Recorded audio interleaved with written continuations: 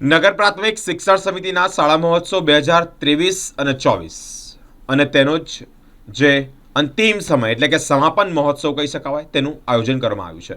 નગર પ્રાથમિક શિક્ષણ સમિતિ વડોદરા દ્વારા આયોજિત શાળા રમતોત્સવ 2023-24નો પ્રારંભ કરવામાં આવ્યો હોય ત્યારે આ ત્રિદિવસીય રમતોત્સવમાં 5000થી વધુ બાળકોએ ભાગ લીધો હતો।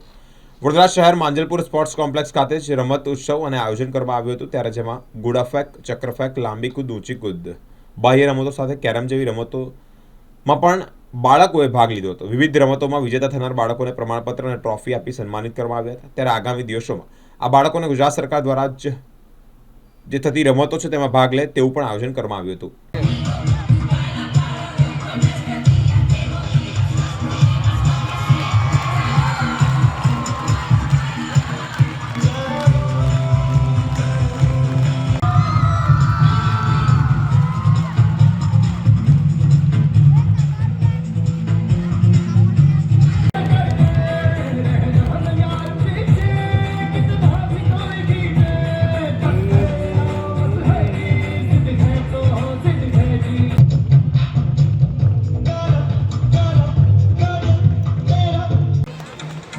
ખૂબ અભિનંદન,